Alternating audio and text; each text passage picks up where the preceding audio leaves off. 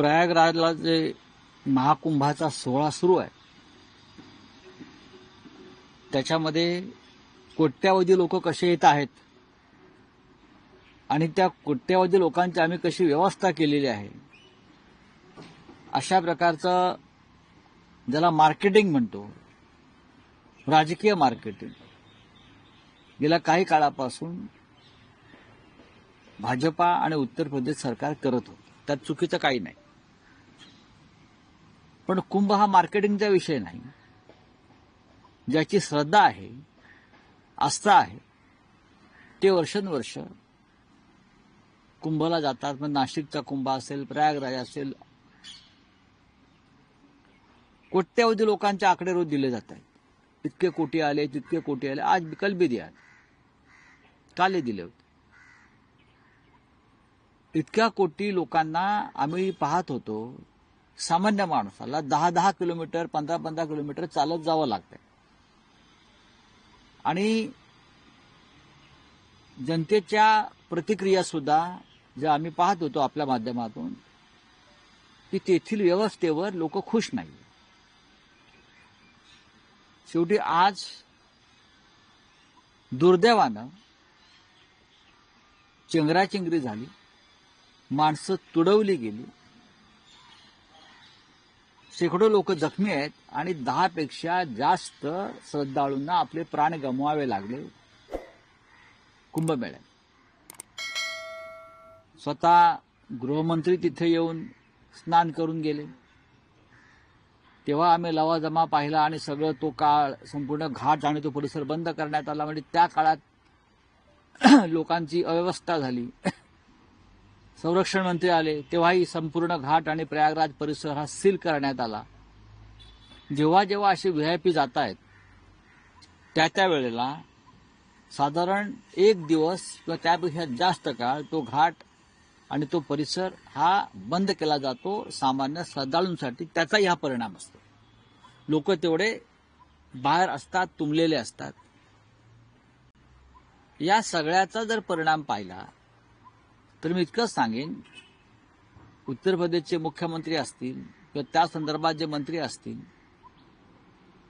त्यांनी मार्केटिंगवर लक्ष देण्यापेक्षा पक्षाच्या मतांच्या, हे जे श्रद्धाळू आहेत, लाखो श्रद्धाळू आहेत, त्यांची व्यवस्था, त्यांची सुरक्षा याकडे लक्ष देणं गरजेचं आहे.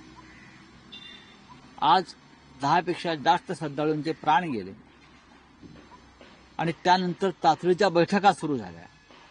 प्रधानमंत्री लक्ष ठेवून आहेत म्हणजे काय आहेत, गृहमंत्री लक्ष ठेवून आहेत म्हणजे काय आहेत. ज्यांनी प्राण गमावले ते येणार आहेत का?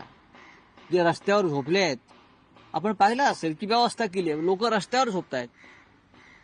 अनेक महिला मी पाहिलं की खुल्या सडकेवर, फुटपाथवर, रस्त्यावर झोपून कुंभ स्नानाला गेलेले आहेत. मग कोणती व्यवस्था आपण केली? 1954 साली तिकडे जो कुंभ झाला त्याची व्यवस्था पहा. स्वतः देशाचे प्रधानमंत्री पंडित नेहरू यांनी व्यवस्था कशी आहे पाहण्यासाठी दौरा केला. तेव्हाचे मुख्यमंत्री गोविंद वल्लभ पंत हे तिथे पूर्ण काळ उपस्थित होते असं माझी माहिती आहे. इतर सुद्धा त्यांनी व्यवस्था केल्या होत्या आणि त्यांनी त्याचं राजकीय भांडवल करण्यासाठी कुंभ आयोजित केला नव्हता.